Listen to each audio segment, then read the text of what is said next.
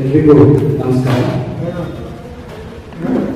ನನಗೆ ONS ಥರ ಅಥವಾ ರಶೀದ್ ಅವರ ಭೇಟಿ ಮಾತಾಡೋದಕ್ಕಿಂತ ಇಲ್ಲ. ಯಾಕೆಂದರೆ ನನಗೆ ರಾಮು ಅವರು ನೇರ ಪರಿಚಯದ ವ್ಯಕ್ತಿಯಲ್ಲ. ಆದರೆ ನಾನು ರಾಮು ಅವರ ಬಗ್ಗೆ ಎಷ್ಟು ಕಥೆಗಳನ್ನು ದಂತಕಥೆಗಳನ್ನು ಕೇಳಿದ್ದೇನೆ ಅಂದರೆ, ನಾನು ಅವ್ರನ್ನ ನೋಡಿದ್ದೇನೆ. ಅವರೊಂದು ವ್ಯಕ್ತಿ ಚಿತ್ರ ನನ್ನ ಮನಸ್ಸಲ್ಲಿ ಆಶ್ಚರ್ಯ. ಆ ಅನುಭವದಲ್ಲಿ ಹೇಳೋದಾದ್ರೆ ಬಹುಶಃ ಇವತ್ತು ರಾಮನ ಜೊತೆ ಇದ್ದರೆ ಈ ಪುಸ್ತಕ ಪ್ರಕಟ ಆಗ್ತಾ ಇರಲಿಲ್ಲ. ಆಗಿದ್ರೂ ಕೂಡ ಇಂಥದೊಂದು ಕಾರ್ಯಕ್ರಮ ನಡೀತಾ ಇರಲಿಲ್ಲ ಅಂತ ನನಗೆ ಅನಿಸುತ್ತೆ. ಸರ್ ಆಗಲೇ ಮಾತಾಡೋದಾದರೆ ಅವರ ಸಂಕೋಚದ ಬಗ್ಗೆ ಹೇಳಿದರು. ಬಹುಶಃ ಇವತ್ತಿನ ದಿನಗಳಲ್ಲಿ ಆ ರೀತಿಯ ಸಂಕೋಚವನ್ನು ವಹಿಸಿಕೊಂಡ ಒಬ್ಬ ಪತ್ರಕರ್ತನನ್ನು, ಸಂಕೋಚವನ್ನು ವಹಿಸಿಕೊಂಡಂತಹ ಕವಿಯನ್ನು ಕಾಣುವಂಥದ್ದು ತುಂಬ ವಿರಳ ಆಗಿರುವಂಥ ಸಂದರ್ಭ ನಮ್ಮದು. ಸೊ ಯಾರಾದರೂ ಒಬ್ಬ ಪತ್ರಕರ್ತ ಅಥವಾ ಕವಿ ಸಂಕೋಚ ವಹಿಸ್ಕೊಂಡಿದ್ದಾನೆ ಅನ್ನೋದಾದರೆ ಅವನಲ್ಲಿ ಬಹುಶಃ ಏನೋ ಒಂದು ಐತಿದೆ ಅಂತ ಅನುಮಾನ ಪಡುವಂಥ ಸಂದರ್ಭದಲ್ಲಿ ನಾವು ಬರ್ತಾ ಇದ್ದೇವೆ.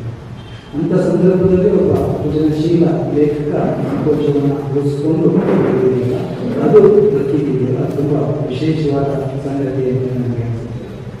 ಮಹಾಭಾರತದಲ್ಲಿ ಈ ರಾಮಭಾರತದಲ್ಲಿ ಕೂಡ ಒಂದು ಪ್ರಸಂಗ ಬರುತ್ತೆ. ಅದು ಕೃಷ್ಣ ಧೃತರಾಷ್ಟ್ರನಿಗೆ ನೀನು ಇಡೀ ಯುದ್ಧವನ್ನು ನೋಡಲಿಕ್ಕೆ ನಿಮಗೆ ಕಣ್ಣುಗಳನ್ನು ಕೊಡ್ತೇನೆ ಅಂತ ಕೃಷ್ಣ ವ್ಯಾಸ ಹೇಳ್ತೇನೆ. ವ್ಯಾಸ ನನಗೆ ಬೇಡ, ನಾನು ಹಿಂಸೆ ಈ ವಿನಾಶವನ್ನು ನನಗೆ ಇಷ್ಟಪಡಲ್ಲ ಅಂತ ಧೃತರಾಷ್ಟ್ರ ಹೇಳ್ತಾನೆ. ಆದರೆ ಅದನ್ನು ಏನಾಗ್ತಾ ಇದೆ ಅಂತ ತಿಳ್ಕೋಬೇಕು ಅಂತ ಕೊಡುತ್ತಲ್ಲ. ಆಗ ಸಂಜಯನಿಗೆ ಒಂದು ದಿವ್ಯ ದೃಷ್ಟಿಯನ್ನು ಕೊಡ್ತಾನೆ. ಸಂಜಯನ ದೃಷ್ಟಿಯನ್ನು ಮೀರಿ ಅಲ್ಲಿ ಏನು ನಡೆಯಲಿಕ್ಕೆ ಸಾಧ್ಯ ಇಲ್ಲ. ಇಡೀ ಯುದ್ಧ ಅವನಿಗೆ ಕಾಣಿಸುತ್ತೆ, ಅವನಿಗೆ ಗೋಚರ ಆಗುತ್ತೆ. ಅದನ್ನು ನಿನಗೆ ಅವನು ತೋರಿಸ್ತಾನೆ.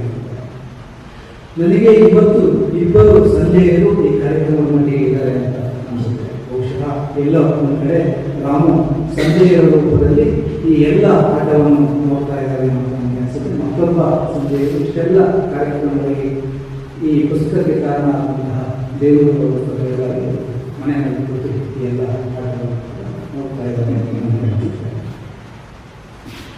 ನನಗೆ ಈ ಕೃತಿಯನ್ನು ವಿವರವಾಗಿ ಅರ್ಥೈಸಲಿಕ್ಕೆ ಸಾಧ್ಯ ಇದೆ. ಮಹಾಭಾರತದಲ್ಲಿ ನನಗಷ್ಟು ಪರಿಣತಿ ಇಲ್ಲ. ನನಗೆ ಈ ಕೃತಿಯನ್ನು ಓದುವ ಸಂದರ್ಭದಲ್ಲಿ ಕುತೂಹಲ ಹುಟ್ಟಿಸಿದ್ದು ಒಬ್ಬ ಪತ್ರಕರ್ತನಿಗೆ, ಒಬ್ಬ ಕವಿಗೆ, ಅದರಲ್ಲೂ ಸಮಾಜದ ಕವಟತನಗಳ ಬಗ್ಗೆ ಅಪಾರ ಆಸಕ್ತಿಯನ್ನು ಮತ್ತು ಅದಕ್ಕೆ ಸ್ಪಂದಿಸ್ತಾ ಇದ್ದಂತಹ ಒಬ್ಬ ಬರಹಗಾರನಿಗೆ ಈ ಮಹಾಭಾರತದ ಜೊತೆ ಒಂದು ಅನುಸಂಧಾನ ಯಾಕೆ ಸಾಧ್ಯ ಆಯಿತು ಅಥವಾ ಮಹಾಭಾರತ ಯಾಕೆ ಕುತೂಹಲ ಹುಟ್ಟಿಸ್ಕೊಂಡು ಅಂದರೆ ಸಾವಿರಾರು ವರ್ಷಗಳ ಹಿಂದಿನ ಕಥನವನ್ನು ಮತ್ತೆ ಮರು ಸೃಷ್ಟಿ ಮಾಡೋದಿಲ್ಲ ನನ್ನ ಭಾಷೆಯಲ್ಲಿ ಯಾಕೆ ಅನ್ನಿಸ್ತು.